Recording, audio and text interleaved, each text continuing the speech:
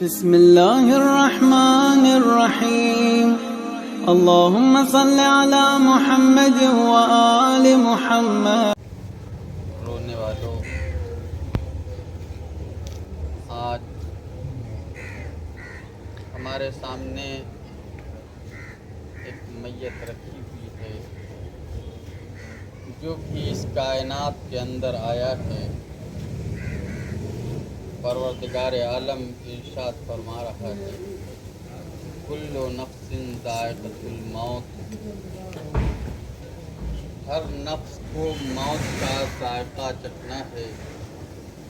جس نے ماں کی آغوش دیکھی ہے اسے لحد کی منزل دیکھنا ہوگی، اسے قبر کی منزل دیکھنا ہوگی۔ جو بھی چیزیں وجود میں آیا، جو بھی چیزوں نے وجود دیکھا ہے، اسے موت کے گھاٹ اترنا ضرور ہوگا۔ اور انسان جب اس دنیا سے آتا ہے تو بالکل پاک و پاکیزہ دنیا میں آتا ہے، اور اللہ یہی چاہتا ہے کہ جس طریقے سے ہم نے تمہیں پاک و پاکیزہ اس دنیا کے اندر بھیجا تھا، ویسے ہی پاک و پاکیزہ ہمارے پاس بھی آؤ۔ جب میں نے دنیا میں تمہیں وجود دیا تھا تو زبان بالکل پاک و پاکیزہ تھی، ہاتھ بالکل پاک و پاکیزہ تھے، پیٹ بالکل پاک و پاکیزہ تھے، پیر بالکل پاک و پاکیزہ تھے، آنکھ بالکل پاک و پاکیزہ تھے۔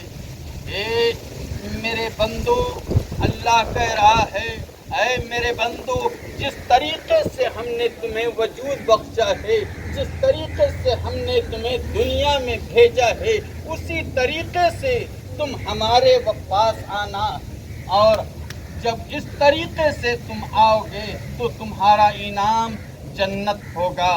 ہم اہل بیت اطہار کے چاہنے والے ہیں۔ جو بھی اہل بیت اطہار کا چاہنے والا دنیا سے گزرتا ہے تو امام اس کے سرہانے آ جاتے ہیں اور آواز دے کے کہتے ہیں، اے چاہنے والے گھبرانا نہیں، اے چاہنے والے، اے مجھ سے محبت کرنے والے گھبرانا نہیں، میں موجود ہوں۔ تو جو بھی کائنات کے اندر آیا ہے اسے موت کی منزل ضرور دیکھنا ہوگی، اور جب بھی کوئی نیک انسان دنیا سے رخصت ہوتا ہے تو اس کی موت ایسی ہوتی ہے، اس کی روح اس طریقے سے نکلتی ہے جیسے پھول سے خوشبو نکل جائے، اور جو بد کردار دنیا سے جاتا ہے تو اس کی روح ایسے نکلتی ہے جیسے خاردار درخت سے ریشمی کپڑا بے دردی سے کھینچا جائے۔ تو دنیا سے جانے والا، اس کے بچے ہیں یتیم ہو گئے ہیں، بچیاں ہیں، میں تسلی دوں گا، میں تشفی دوں گا کہ بھائی ذرا کربلا میں آ جائیے۔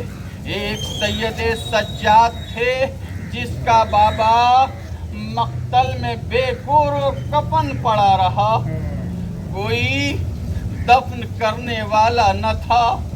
جزاکم ربکم خیر الجزا، خدا کوئی غم نہ دے سوائے مظلوم کربلا کے۔ اگر آج ہمارے پاس حسین کا غم نہ ہوتا، آج ہمارے پاس اہل بیت کا غم نہ ہوتا، تو ہمارے پاس کوئی دوسرا وسیلہ نہ تھا کہ جس سے ہم اپنے آنسوؤں کو روک سکتے، جس سے ہم اپنے آنسوؤں کو، آج ہمارے پاس اہل بیت اطہار کا وسیلہ ہے جو ہمارے غم کا مداوع کرتا ہے۔ جزاکم ربکم خیر الجزا، ہم تسلی دیں گے، ہم تشفی دیں گے کہ ہائے کربلا میں سید سجاد تھے۔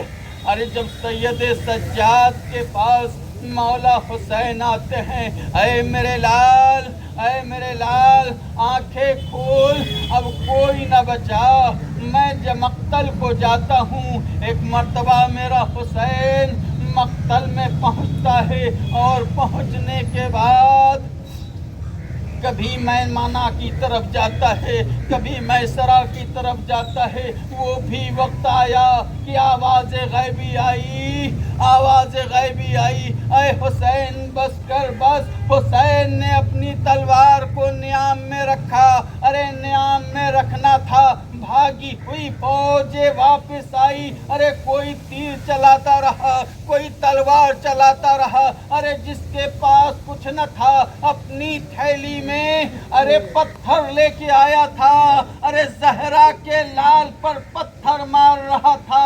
زہرا کا لال گھوڑے پر سنبھل نہ سکا، زمین کربلا پہ آیا اور آنے کے بعد آواز دی، اے اماں تیرا لال آ گیا، آ میرے لال میری آغوش میں آ جا۔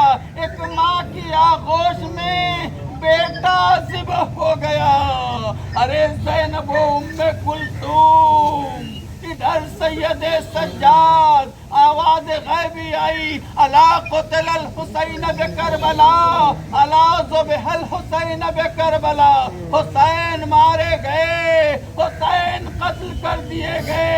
ارے کوئی سکینہ کو تسلی دینے والا نہ تھا، کوئی سید سجاد کو تسلی دینے والا نہ تھا۔ آج مرحوم کے بچوں کو اتنے لوگ آئے ہوئے ہیں، تسلی بھی دے رہے ہیں، تشفی بھی دے رہے ہیں، دلاسا بھی دے رہے ہیں، ارے بچیوں کو بھی تسلی و تشفی دلاسا دیا جا رہا ہے، مگر ہائے رے سید سجاد، ارے کوئی تسلی و تشفی نہ دیا، بلکہ ہاتھوں میں ہتھکڑیاں پہنا دی گئی، پیروں میں بیڑیاں پہنا دی گئی، گلے میں خاردار تاؤ، ارے مقتل سے گزار